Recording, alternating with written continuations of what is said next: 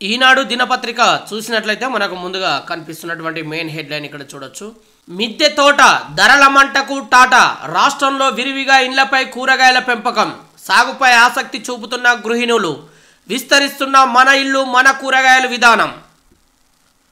తీరొక్క కూరగాయల మొక్కలతో అలరారుతున్న చంద్రావతి ఇంటిపైన మిద్దె తోట ఇక్కడ మనకు చిత్రంలో కనిపిస్తా ఉంది. హైదరాబాద్కు చెందిన చంద్రావతికి దిల్సుఖ్ నగర్లో సొంత ఇల్లుంది. కరోనా తర్వాత కూరగాయల ధరలు విపరీతంగా పెరగడంతో సమస్యకు పరిష్కారంగా తమ ఇంటినే ఉద్యానంగా మార్చారు. మిద్దెపై ఏకంగా 40 రకాల కూరగాయలు, ఆకుకూరలు, పండ్లు, పూలను పండిస్తున్నారు. మిద్దె తోట రూపంలో ఇంటిల్లి 10కి సరిపడా ఆరోగ్యకరమైన కూరగాయలు పండించుకోగలుగుతున్నామని, ధరల దిగులు తమకు లేకుండా పోయిందని చంద్రావతి పేర్కొన్నారు. రామోజీ గ్రూప్ నుంచి సబల మిల్లెట్స్ ఏకకాలంలో 45 ఉత్పత్తుల ఆవిష్కరణ, త్వరలో మరో 55 ఆహార పదార్థాలు, సొంత R&D కేంద్రంలో అభివృద్ధి. సబల డైరెక్టర్ సహరి చెరుకూరి వెల్లడి. సాంప్రదాయ భారతీయ ఆహార పదార్థాలు, ఆధునిక వంటల మధ్య ఉన్న అంతర్గతాన్ని తగ్గించేందుకు రామోజీ గ్రూప్ అనుబంధ సంస్థ ప్రియా ఫుడ్స్ సబల మిల్లెట్స్ ఉత్పత్తులను ఆవిష్కరించింది. రామోజీ గ్రూప్ సంస్థల వ్యవస్థాపకులు రామోజీరావు 88వ జయంతి సందర్భంగా శనివారం ఇక్కడ జరిగిన కార్యక్రమంలో ఈ ఉత్పత్తులను విడుదల చేసింది. ప్రారంభ కార్యక్రమంలో మాట్లాడుతున్న సబల మిల్లెట్స్ డైరెక్టర్ సహరి, మరో 3 మార్గదర్శి శాఖలు రామోజీరావు జయంతి సందర్భంగా ప్రారంభించిన సంస్థ ఎండి శైలజ కిరణ్.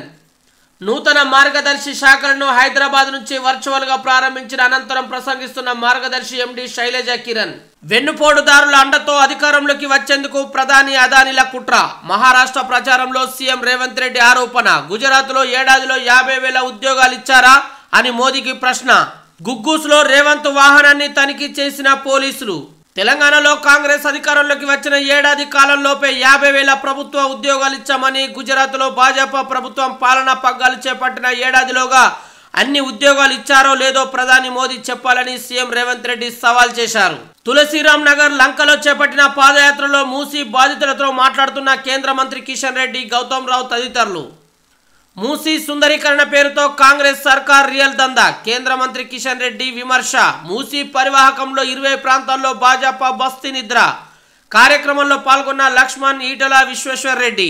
ఇక ఢిల్లీలో సఖీ డిపోను ప్రారంభిస్తున్న రవాణా శాఖ మంత్రి కైలాష్ గెహ్లోట్ అధికారులు. మహిళా బస్ డిపో దేశంలోనే తొలిసారి ఢిల్లీలో ప్రారంభం. దేశంలోనే తొలి మహిళా బస్ డిపోను ఢిల్లీలో శనివారం ఆ రాష్ట్ర రవాణా శాఖ మంత్రి కైలాష్ గెహ్లోట్ ప్రారంభించారు.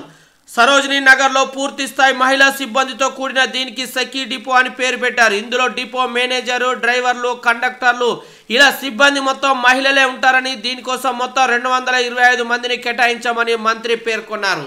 వారధి కూలింది, పైపే ఆధారమైంది. నిర్మల్ జిల్లా కుంటాల మండలంలోని కల్లూరు, నర్సాపూర్ మండలంలోని పాత బూర్గుపల్లి గ్రామాలను అనుసంధానం చేస్తూ 20 ఏళ్ల కిందట కల్లూరు పెండ్పల్లి వాగు కలిసే చోట SRSP ఆధ్వర్యంలో వంతెన నిర్మించారు. పలు గ్రామాలకు రాకపోకలు సాగించేందుకు వీలుగా ఉండేది. నిర్మాణ లోపాలు, భారీ వర్షాలు, వరదలతో మార్చి 5వ తేదీన ఓ భారీ వాహనం వెళ్లిన సందర్భంలో ఓ పిల్లర్ విరిగిపోగా 2 స్లాబులు కూలిపోవడంతో రాకపోకలకు ఇబ్బందిగా మారింది. లగచర్ల కేసులో మరో 4 అరెస్టు, 25కు చేరిన నిందితుల సంఖ్య. పరిగికి మరో డీఎస్పీ అటాచ్. వికారాబాద్ కలెక్టర్కు అదనపు భద్రత. తప్పు చేశారు కాబట్టే కేటీఆర్ జైలుకు పోతానంటున్నారు. వచ్చే ఎన్నికల నాటికి బారాసా ఉండదు. పిసిసి అధ్యక్షుడు మహేష్ కుమార్ వ్యాఖ్యలు. కాంగ్రెస్ ప్రభుత్వానికి భాజపా రక్షణ కవచం. మూసీ దుస్థితికి కాంగ్రెస్ తేదేపలే కారణం. బారాసా కార్యనిర్వాహక అధ్యక్షుడు కేటీఆర్. తెలంగాణను వరించన్ సాగు ధాన్యం దిగుబడిలో దేశంలోనే రికార్డు. బోనస్తో సన్నాల సాగు పైకి. మొత్తం 66.77 లక్షల ఎకరాల్లో 61% సన్నాలే. జనవరిలో మెట్రో రైల్ ఫేజ్ 2 పనులు.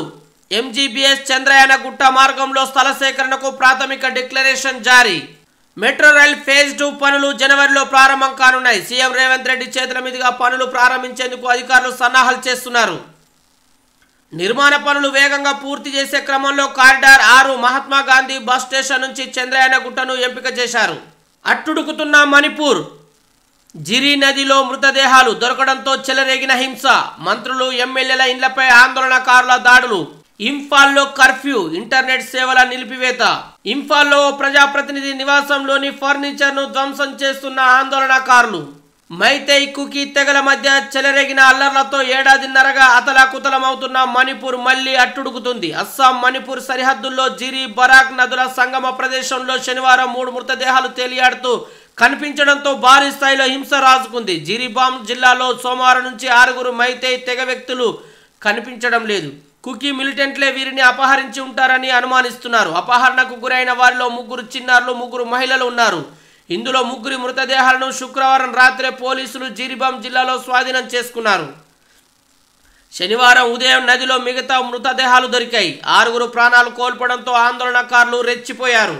3 మంత్రులు 6 ఎమ్మెల్యేల నివాసాలపై దాడులు చేశారు. ఆగ్రహంతో ఊగిపోతూ వారి ఇళ్లలోకి చొరబడి ఫర్నిచర్, వాహనాలను, ఇతర సామాగ్రిని తగలబెట్టారు. ఇవి ఈరోజు ఈనాడు దినపత్రికలో వచ్చినటువంటి ప్రధానమైన ముఖ్యాంశాలు.